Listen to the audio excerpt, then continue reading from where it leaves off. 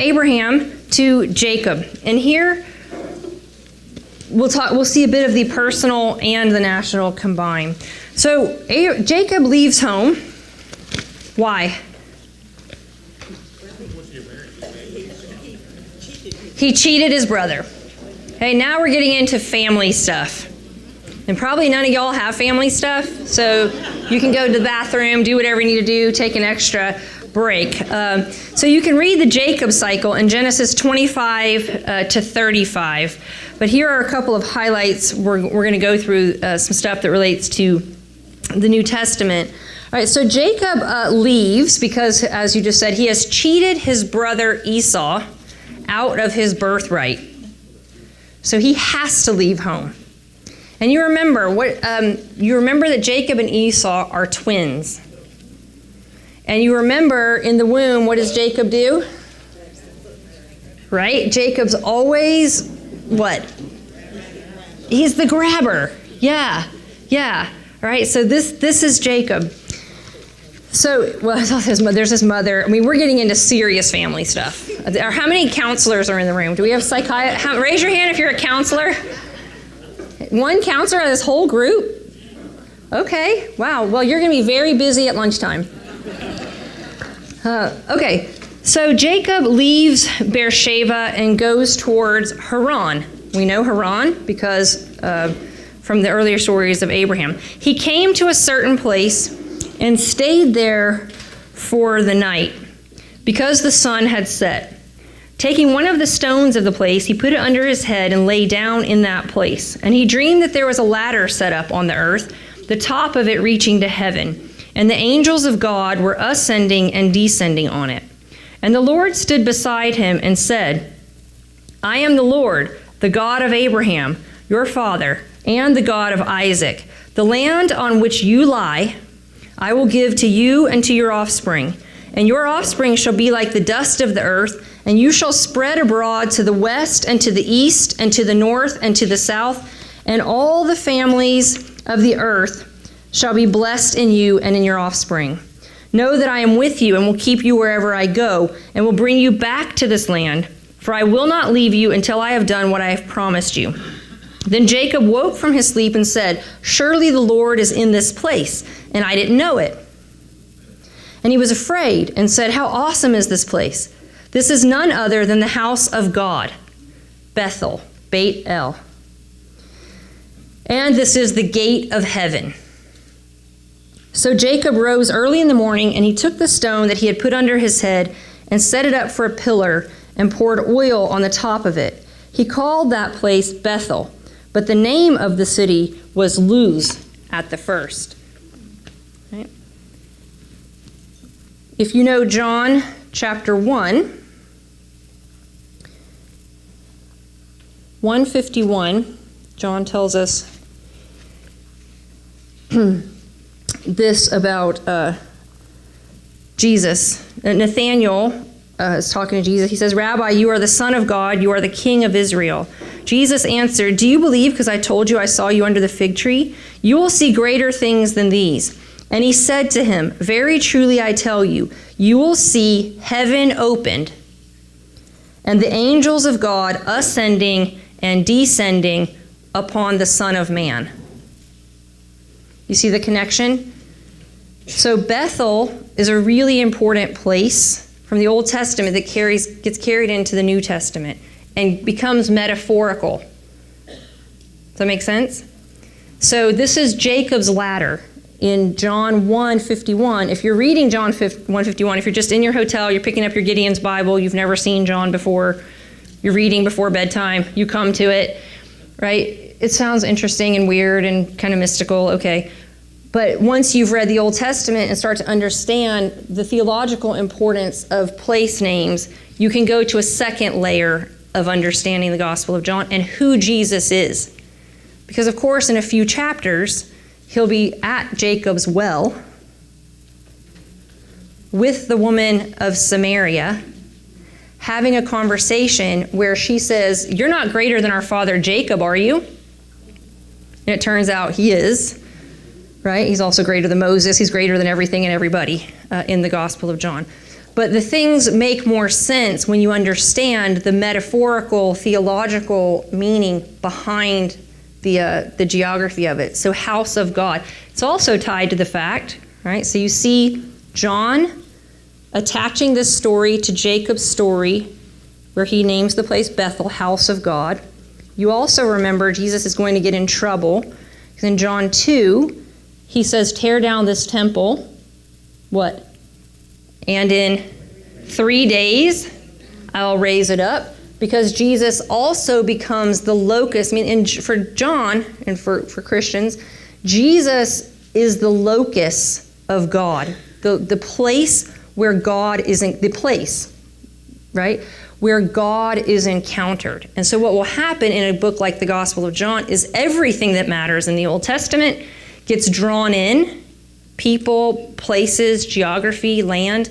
It all gets drawn in and applied onto Jesus. The meaning finds its fulfillment, so to speak, for this author in Jesus. And you can understand at a certain level, but the more you understand what's going on in the Old Testament, the more it then will inform what's going on here. So that is one time God speaks to Jacob, is when he's leaving the land. And he's leaving because Jacob's being Jacob. He got himself in this situation for the way he acts, right? Lying, he's what you would call crooked in a way, right?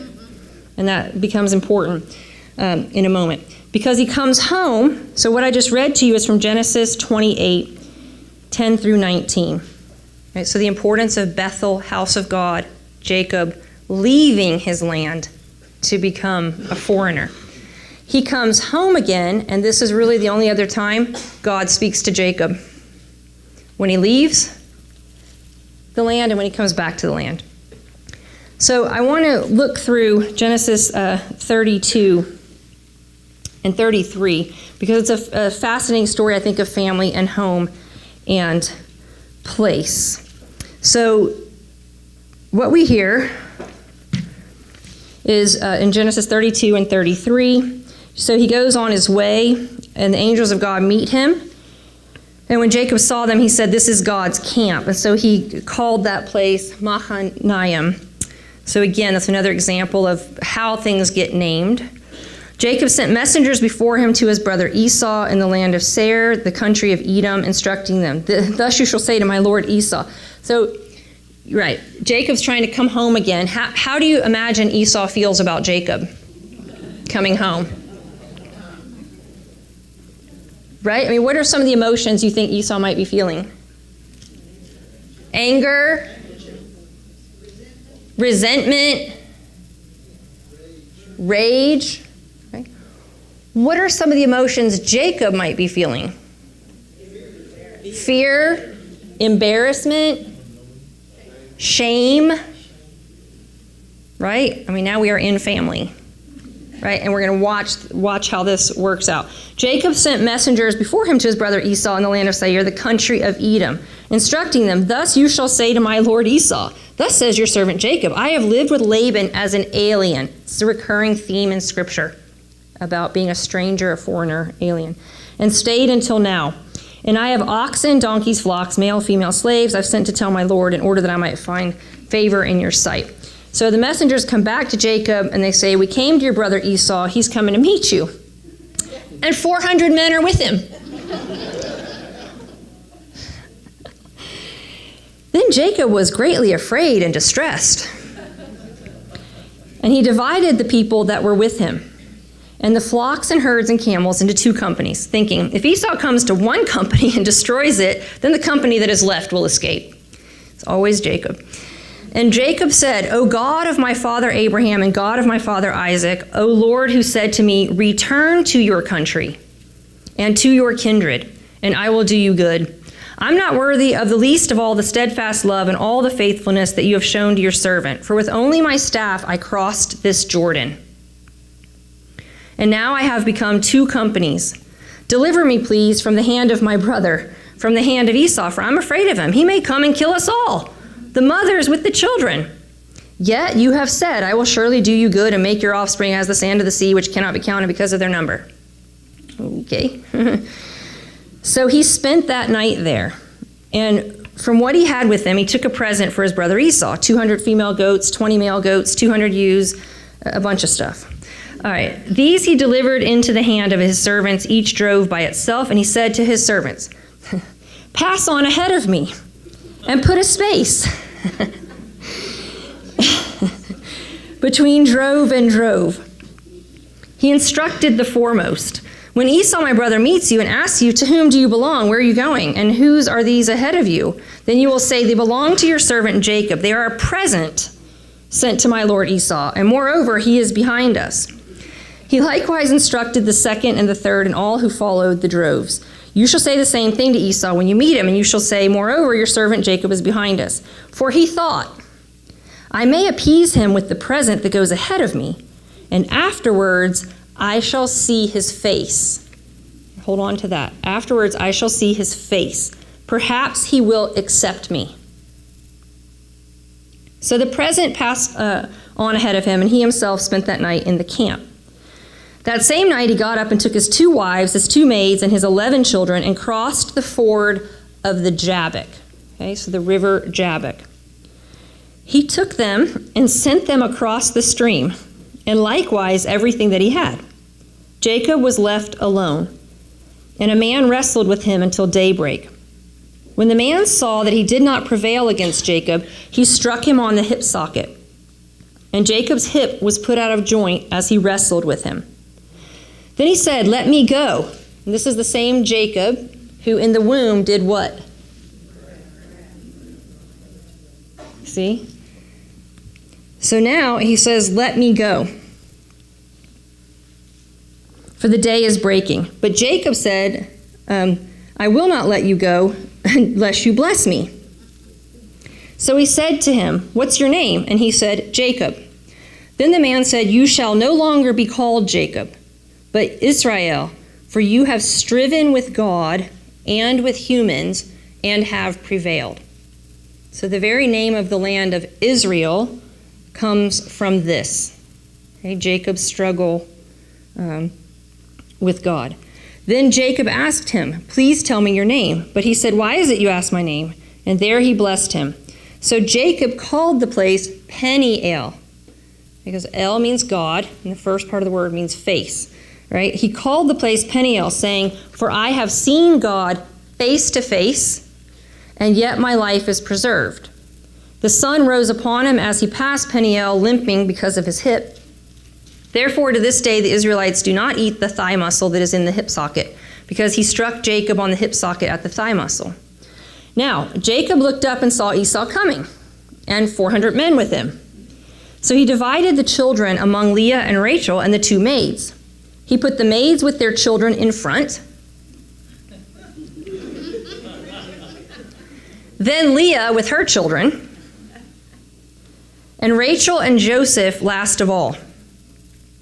He himself went on ahead of them, bowing himself to the ground 7 times, until he came near his brother. But Esau ran to meet him and embraced him, and fell on his neck and kissed him, and they wept. When Esau looked up and saw the women and children, he said, who are these with you? Jacob said, the children whom God has graciously given your servant. Then the maids drew near, they and their children bowed down. Leah likewise, her children drew near and bowed down. And finally Joseph and Rachel drew near, and they bowed down. Esau said, what do you mean by all this company that I met? Jacob answered, to find favor with my lord. But Esau said, I have enough, my brother. Keep what you have for yourself. Jacob said, no, please, if I find favor with you, then accept my present from my hand. For truly, to see your face is like seeing the face of God. Since you have received me with such favor, please accept my gift that is brought to you, because God has dealt graciously with me, and because I have everything I want. So he urged him, and he took it. Then Esau says, let us journey on our way, and I'll go alongside you. But Jacob said to him, my Lord knows that the children are frail, and the flocks and herds which are nursing are care to me, and if they're overdriven for one day, all the flocks will die. I mean, what's happening here? He's avoiding. Yeah. Okay. Jacob still isn't, he's still not there, right? And here's Esau wanting to come alongside him, and Jacob still, He was afraid and not quite at home with things. Let my Lord pass on ahead of his servant, and I will lead on slowly across to the pace of the cattle, according to the pace of the cattle that are before me, and according to the pace of the children, blah, blah, blah, blah. Okay, till I come to my Lord and Savior. So Esau said, well, let me leave with you some of the people who are with me. But he said, why should my Lord be so kind to me? So Esau returned that day on his way to Seir, but Jacob journeyed where? To Sukkot. See, so he doesn't actually go. And he built himself a house and made booths for his cattle. Therefore, the place is called Sukkot. Jacob came safely to the city of Shechem, which is in the land of Canaan, on his way from Padan Aram, and he camped before the city. And from the sons of Hamor, Shechem's father, he bought for 100 pieces of money the plot of land on which he pitched his tent. There he erected an altar and called it El Elohe Israel. Right? So this area is in Samaria, so where Jacob ends up. And again, you'll then see it when we get to John chapter 4 and Jacob's well. So we talked about Abraham, who never really quite figures out his relationship to the land. It's not his homeland. Jacob was actually born in the land. So he's an interesting character, because in some ways you would feel like Jacob would be someone who ends up having resolved the issue of land and home. So a couple of comments I want to make extra about this story. So you said that Jacob feels shame because he stole the birthright. Also, he wasn't there. I mean, tell me, you have family. This also means while he was off, stole the birthright, went off. Who was there when the parents got old and needed caring for? And who wasn't there? It involves a lot of things, right? The sense of home and not. There's the fear and the guilt. Remember, Esau is his twin. And so this language of face to face is not accidental, right? You can imagine to some degree when Jacob looks into the face of Esau, Jacob to some degree has to see a reflection of what Jacob could have been if Jacob didn't always act like Jacob. In a way that I imagine looking into the face of another sibling who's not a twin, you see the rhetorical, psychological effect of that story. It's also the case that the name Israel comes from, and you can debate this because rabbis play very in a really fun way with language and roots and all of that. So the verb yashar or yasar that Israel comes from means straight. So Jacob, who is very crooked, gets a new name, right, that is tied to the meaning of straight. It's also tied to the meaning of the verb to struggle and to fight. Jacob, who in the womb already kind of lived in the world this way. So his name Jacob has a crooked meaning, right? And so part of what coming home, these are real geographical places, so understanding the history of the Judeo-Christian heritage, that's one thing. There's also a whole other layer in these stories about what it means to come home. And part of coming home probably means for Jacob, he has to grow up and he has to learn to become a straight shooter and a man of truth if he is going to become kind of the man he was born to be. So the touching the leg that God does recalls Jacob grabbing Esau's heel. Jacob can never really feel like he is at home because he was gone so long. Most likely, it's his home and it's not his home. He has to relearn how to live in that land. He had to learn how to deal with his family relationships before he can settle. Again, notice God speaks to Jacob 2 times. When he leaves the land and when he comes back home. So I think it's interesting because to this day, when you're talking about this figure in the Bible, what do you call him? How do you refer to his name? Jacob. So it's kind of funny that he was renamed Israel, but we still actually call him Jacob. But we call it the Israelites. Mm-hmm. Yeah, and you'll hear sons, and we'll see in Exodus, he gets to refer to the sons of Israel go with Jacob. So Jacob ends up being a fascinating biblical character to me, and it partially has to do with geography and land and the psychology, the inner terrain of the human soul, right? The kind of that aspect of it, because in a way he never fully also kind of resolves all of his issues the way that you would expect, right? And it may be, why? It may be that it takes a generation, because later people refer to him as Israel, or sons of Israel. And it may be it takes a generation to go from being crooked to straight shooting. These things can take time, right? Pharaoh refers to them as the sons of Israel. I want you to take 2 minutes and turn to your neighbor and talk a little bit about. So we've looked at Abraham, now we've looked at Jacob, we've looked at family, we've looked at politics, nation forming, etc. So spend a couple of minutes talking about this notion of home, like where it resonates with you or not. What makes home home? So I'll give you 2 minutes to talk to your neighbor about what makes home home, what makes a promised land home.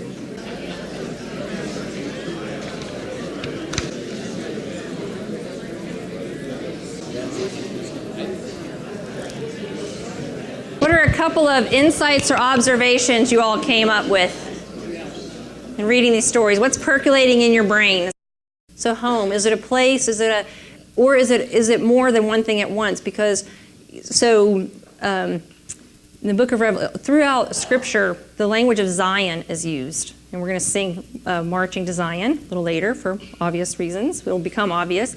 So Zion is a very interesting place. That's a real geographical place, right? But is also very metaphorical. And what's interesting is Zion is often depicted as Mother Jerusalem. So Zion is synonymous with Jerusalem in some ways. And she's a mother dandling the baby on her knee.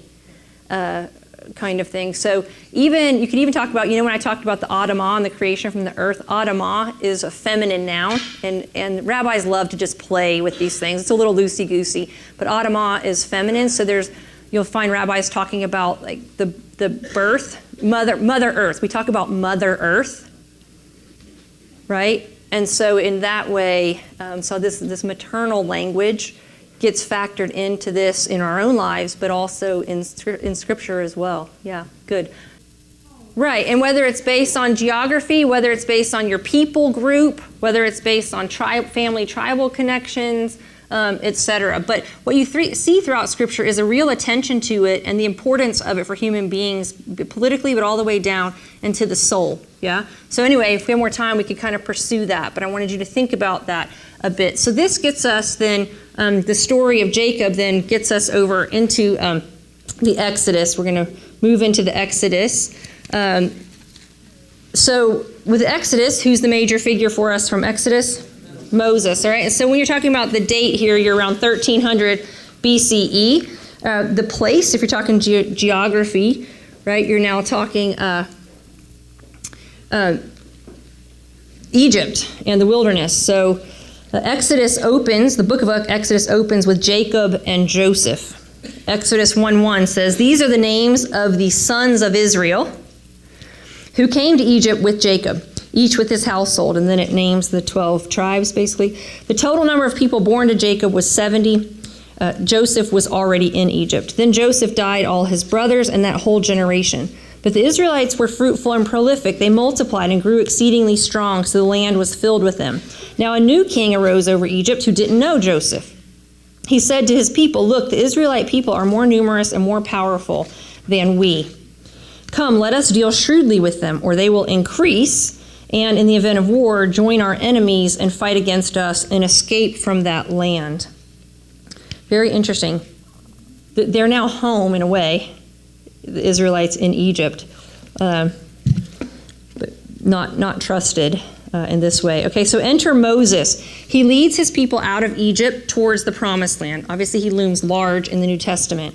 I find him an especially enigmatic figure when it comes to geography and theology and home. He is born and raised in Egypt. It's the only land he knows. He's born in Pharaoh's house. He's not born in Pharaoh's house, but he gets there pretty quickly. He has two moms. He has a Hebrew mom, a kind of Hebrew identity, and he has a surrogate mom. So in a way, the Promised Land is his one land, and Egypt, his surrogate mother in Pharaoh's house. Egypt is his surrogate mother, if you want to put it that way. So you could say Egypt is his home, but then the question quickly becomes, is it his home? And in this way, this is the gift and challenge of every bicultural person, I think. And that is, he's Egyptian and he's also Hebrew. At one and the same time, equally so. He's not this or that. He's both this and that. Notice how quickly he goes from being considered a citizen to a foreigner. He grew up in Pharaoh's household. It doesn't get any more assimilated, I think, than that. But when push comes to shove, the host country kind of turns on Moses, at least his people, and Moses himself becomes other in his own country because he has ties to more than one group. So he ends up in Midian. Right? So again, Moses is born in Egypt, but here we go again. He's leaving. He ends up in Midian. And so in Exodus 2:15-22, we hear this. When Pharaoh heard of it, he sought to kill Moses. But Moses fled from Pharaoh. He settled in the land of Midian because, Moses did that thing where he killed the Egyptian. The priest of Midian had 7 daughters. So he sits down by a well. This becomes important in John 4. What happens at wells in the Old Testament? Marriage. Right? This always happens. Okay, and that metaphor is going on in John chapter 4 as well. The betrothal thing, because you remember Jesus is the bridegroom in the Gospel of John. So all these Old Testament wells are important when you get into the New Testament. The priest of Midian had 7 daughters. They came to draw water, filled the troughs to water their father's flock. But some shepherds came and drove them away. Moses got up and came to their defense and watered their flock. When they returned to their father Reuel, he said, "How is it you've come back so soon today?" And they said, "An Egyptian," this is Moses, the leader, right? "An Egyptian helped us against the shepherds. He even drew water for us and watered the flock. He said to his daughters, 'Where is he? Why'd you leave the man? Invite him to break bread.' Moses agreed to stay with the man, and he gave Moses his daughter, Zipporah, in marriage." Another topic for another day. She bore a son and named him Gershom. Why did she name him Gershom? For he said, "I have been an alien residing in a foreign land." That's from Exodus 2, 15-22. Now, Gershom is Moses' first son. So the name means a sojourner there. So Ger is a sojourner. What does it mean? Again, if we're adding layers to our conversation, what does it mean that Moses is an alien residing in a foreign land in this story? Is home Egypt for Moses? Or is the Promised Land home for Moses? He never makes it to the Promised Land, but what is home? What does it mean that he's a foreigner there? The whole story of Moses takes place outside of the Promised Land, just as does the story of Jacob. So again, I asked you in an email, some of you received the email, as a Christian, I'd really love for you to think about what the notion of Promised Land means and whether it's a meaningful category to you and to your church community. So in the Exodus, Moses leaves his homeland for the Promised Land, but he never gets to it. So again, there's that theme that I tried to start out with of some kind of theme of utopia. There's this notion that it's a no place, this place toward which you're moving. There's an idealized image of geography. Okay, so you have the Exodus. We're going to move from that. You get the Israelites moving into the Promised Land, and if you read here in Deuteronomy 1:8, the promise gets fulfilled at the end of the Exodus from Egypt. In Deuteronomy 1:8 says this, "See, I have given you this land. Go in and take possession of the land that the Lord swore he would give to your fathers, to Abraham, Isaac, and Jacob, and to their descendants after them." I've been trying to plot this out for you to see all these pieces of this developing. So they get into the Promised Land. Okay, we don't have time for them to stay there long, so we're going to go into exile. So in the 6th century BCE, right? Then Israel, there's the Babylonian exile, right? The beginning of the 6th century BCE. Babylon is important to us again, like I said. It's real and it's metaphorical in Jewish and Christian theology. If we had more time, I would play for you the song from Godspell. I would pull up iTunes and play On the Willows there.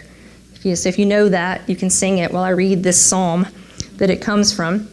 Psalm 137:1. By the rivers of Babylon, there we sat down and there we wept when we remembered Zion. On the willows there we hung up our harps.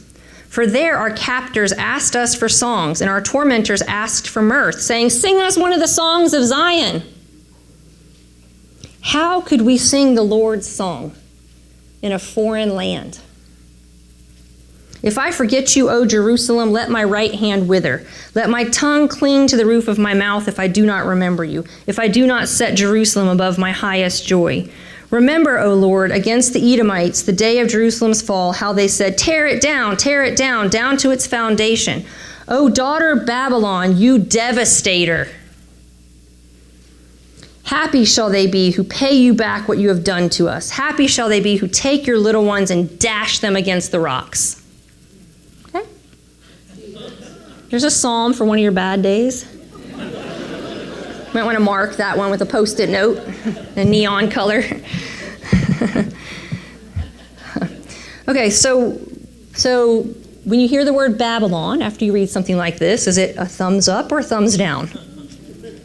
Right? So Babylon becomes mythic language for Jews and Christians of an occupying force, oppressive force, etc. So, it also shows in this psalm a very conflicted relationship with what counts as home, right? Because tons of Jews are born into Babylon. That's the only place they've ever known, is being born in Babylon. The question becomes, where do I belong? Of course, this theme is writ large. If we were all Jews in here and talking just about Jewish history, we would talk about this theme throughout history. What does it mean for a Jew to be home?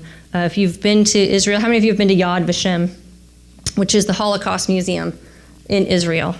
So it is an incredibly powerful experience, and will help you think through what does it mean. Am I a German or am I a Jew? Am I a Russian or am I a Jew?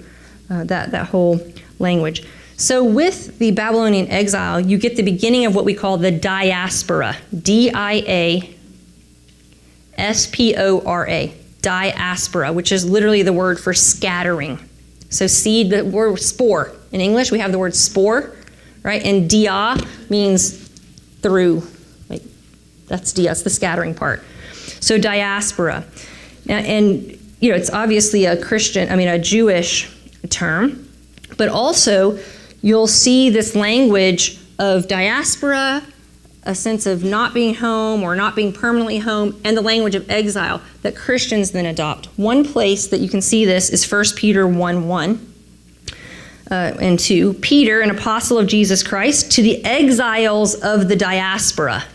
This is a Christian writing to Christians, right? To the exiles of the diaspora in Pontus, Galatia, we're in this area now, Cappadocia, Asia, and Bithynia, who have been chosen and destined by God the Father and sanctified by the Spirit to be obedient to Jesus Christ and to be sprinkled with his blood. May grace and peace be yours in abundance.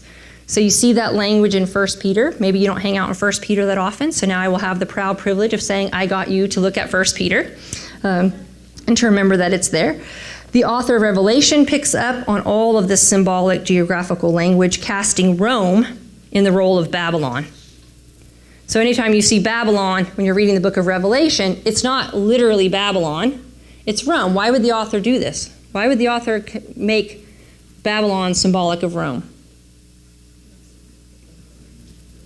Go ahead. Blurt out. A foreign oppressor, right, who does not share the same values and convictions and make decisions based on the same set of moral considerations, right? So, sometimes people say, well, Revelation is just, using it because they're being subversive and they're using coded language so that Rome, doesn't understand. First of all, Rome's not reading Revelation. They don't care what Christians are saying or thinking. They don't really care what anybody's saying or thinking. So, I don't want to be too dismissive of it. I think everybody should brainstorm all the possibilities. But also, John is already exiled on Patmos. So he's already on the radar screen of Rome. And the fact that he's exiled instead of executed means he's a person of some social means. Because same thing then as now, certain people get executed, certain people get exiled, right? Depending on your social class and connections. It's not about that. It's not at all John trying to be nice and hide from Rome and not worry about Rome. John's on fire against empire. Right? He does not countenance the value system, the destructiveness, and it's picking up on this psalm. Babylon, you devastator. Right? And he goes on to show how destructive Rome is and to inform Christians to not be involved with all of that and to acknowledge how incredibly tempting it is to be involved in it. It's a lot more fun than being martyred and things like that. Revelation then casts Rome in the role of Babylon, and simultaneously, so if Babylon is the place of exile in the Psalms and some of the other stuff we've looked at, where is home for the Israelite? Zion or Jerusalem, which are synonyms, and you will also then find that in Revelation. Babylon is the oppressive force, and we're, as we'll sing in the hymn, marching to Zion. Is it literal or metaphorical? Interesting point to say. For some, it was literal. Some Jews, when Cyrus, if you read in Isaiah, suffering servant song of Isaiah 53 that we hear every Holy Week, by his wounds you have been healed. That all comes from 2nd Isaiah, and it's actually referring to Cyrus, the leader who lets Jews go back home. But what's interesting, do they all go home? In fact, the vast majority do not go home. And Babylon becomes, ironically, a center of Jewish life and culture to the point that even today there are 2 Talmuds that exist in the world. So the Talmud is basically the scripture of Jewish folks. They do read the Bible, but really what they study, their equivalent of the Bible is the Talmud. They study this document, this text of layers of years of interpretation of biblical texts. And there's 2 sets of them, the Palestinian Talmud and the Babylonian Talmud. Guess which one is the one that matters and is the one that actually gets used. The Babylonian Talmud, which is fascinating and ironic how all of that works. So the place of exile actually becomes a place of home in an odd way. So that becomes important, the Babylon. And in Matthew, it's kind of interesting. We're going to turn to Matthew here in a minute. So when Matthew starts out his own gospel, you hear things like this, because Matthew starts out famously with what? Without even looking, you know how it starts. What does it start with? A genealogy, which you're like, oh my gosh, this is so boring. Who cares? Let's get through this. What are all these names? How do I pronounce them? Please don't make me read this at church on Sunday. If you're ever asked to read Matthew 1, do not go up there. First of all, you should never be reading scripture without having practiced and rehearsed repeatedly before you stand up. And so, I mean it for real, because it's the word of God, and so to stand up, we want to give it that kind of reverence and preparation. But especially if you're asked to read Matthew 1, you better do your homework because you're in big trouble. So it's interesting though, because the way he divides it up, if you look, I'm not going to read through the whole thing, but even in Matthew 1:11, Josiah, the father of Jeconiah and his brothers, at the time of the deportation to Babylon. Then you read the next part. And after the deportation to Babylon, Jeconiah was the father of etc., goes through. And then Jacob, the father of Joseph, the husband of Mary, of whom Jesus was born, who is called the Messiah. So all the generations from Abraham to David are 14 generations. And from David to the deportation to Babylon, 14 generations. And from the deportation to Babylon to the Messiah, 14 generations. So you see where I'm getting at? So I know this seems like a long thing, but the point is you have to kind of do it this way because this is actually how the canon works itself. And so by the time you get to the New Testament, all of our authors, I mean the Old Testament people are authors too, but they're drawing on everything that came before them in Scripture. And it's all there and ready for the taking and ready for the using in terms of articulating who we think God is, who we think we are, what we think we're doing when we do church, what we think we're doing when we do missions. Because, for instance, Judaism is not a proselytizing religion. It's actually really, really hard to convert to Judaism.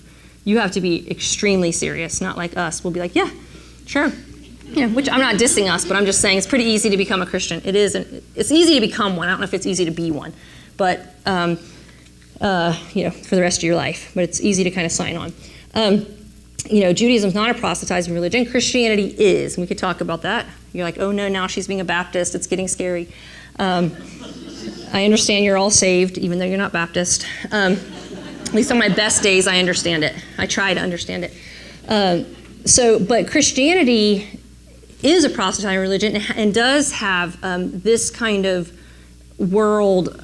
So it's interesting. It's a global phenomenon, but it's very rooted in very particular history and geography that came before it. So we see it especially in Matthew and Revelation. I wanted to highlight those two things.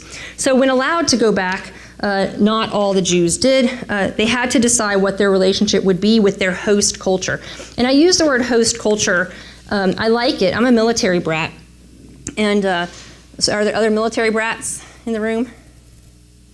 That's impossible. It's just us, me and Kala? Wow, okay. So did you ever live overseas? No. Okay. So my dad's in the Navy. And so whenever we would move to a new place, you would take a class called Host Nation as a kid. And so we moved to Bermuda when I was 10. So I had a class on Host Nation. You learn everything, about that place, its culture, its history, etc. And I really carry that with me now as a Christian because I think it's a really good metaphor for me for how I'm a Christian in the world, right? The question becomes, what am I in any given country? Am I American? Am I German? Whatever. Am I Christian? And how do those two things relate? And so for myself, I tend to always think wherever I am, I'm in a host nation. So insofar as the host nation coheres with what I take being a Christian means, then I'm all in as a model citizen. When the Christianity comes into conflict with the values of the host nation, that's where you have an issue. And you can decide more if you're Australian or Christian or whatever, right? But that's the kind of thing that we have to figure out. So same thing with your friends who are Jewish. They're Americans. Are they Americans or are they Jewish? Some Jews stay in the diaspora then, and some stay in the diaspora now. Some return back. So that is a question that comes up in Acts, by the way, when the apostles ask the governing authorities, who keep telling them, you need to shut up and stand down and stop doing what you're doing. And they say to the governing authorities, what? What do they say? They ask this question.